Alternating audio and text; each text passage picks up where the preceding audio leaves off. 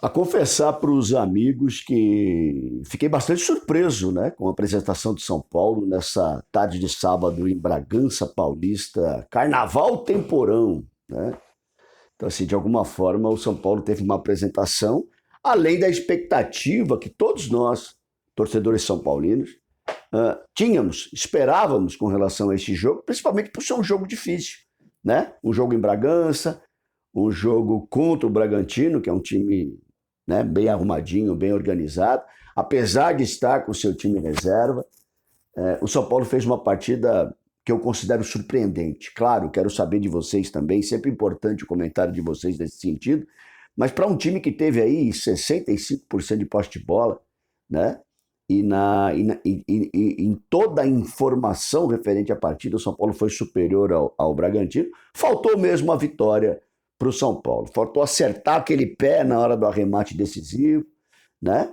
Faltou acertar aquela cabeçada no momento decisivo para a gente ter uma vitória lá em Bragança, que seria muito legal, seria muito importante aí para o caminho do São Paulo no Campeonato Brasileiro. Mas, enfim, como eu falei, um resultado bastante surpreendente e um futebol interessante que nós vamos comentar agora com vocês. Rony Altieri e São Paulo Raiz na área para repercutir um pouquinho desse empate, né? Como eu já falei, surpreso.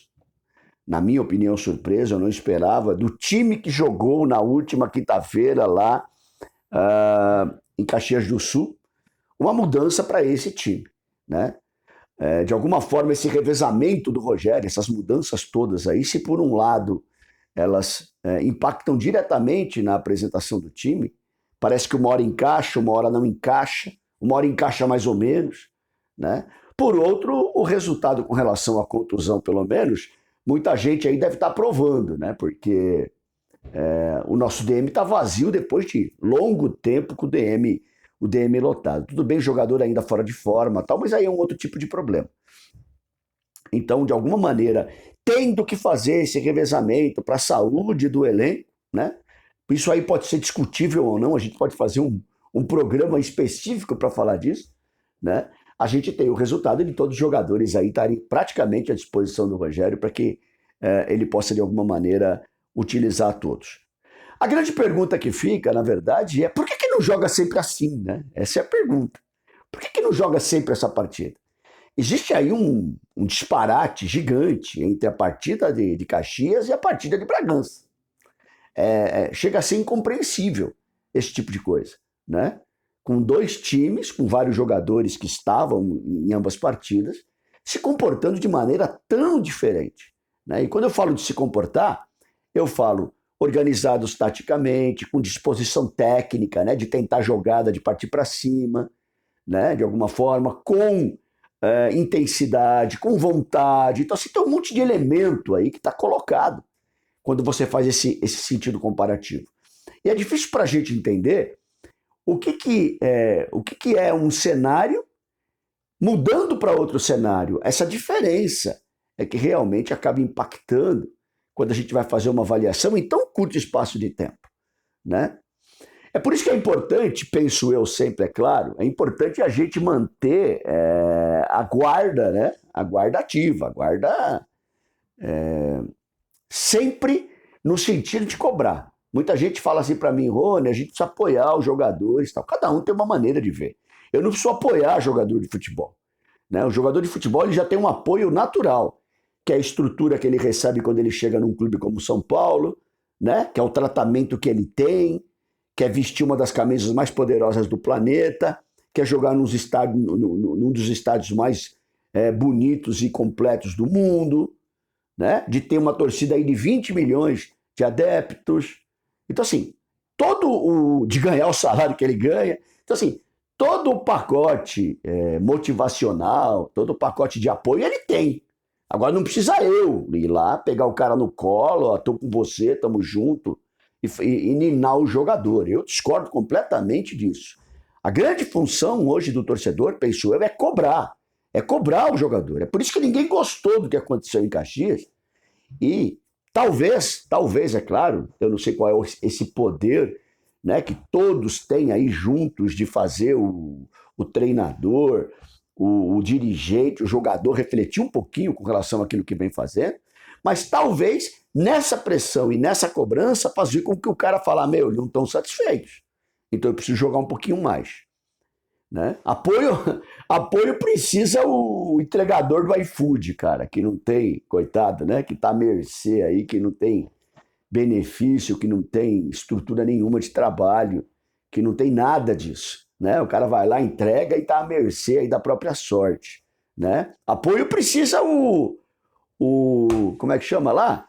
O profissional de saúde de posto público, por exemplo, né? Que tem que atender um monte de gente aí e trocar os pés pelas mãos, aí, fazer milagre para poder fazer a coisa acontecer e salvar pessoas. Né? O jogador de futebol está muito mimado. O jogador de futebol precisa de cobrança, isso sim. Pois bem, feita essa cobrança, você vê um São Paulo com um comportamento bastante diferente daquele comportamento que a gente tinha visto. E isso faz, de alguma maneira, a diferença.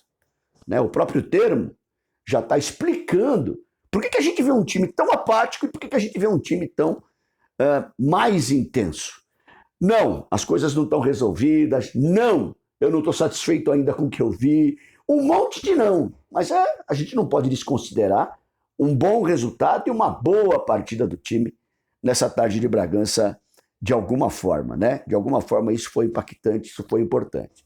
E assim, gente, dentro dos nossos limites, se o São Paulo vai, por exemplo, a Bragança empata, se o São Paulo vai ao Maracanã com o Flamengo empata, se o São Paulo consegue empatar com o Atlético Mineiro, ou empatar com o Atlético Mineiro em casa, com o Flamengo em casa, ou com o Palmeiras lá na casa dele.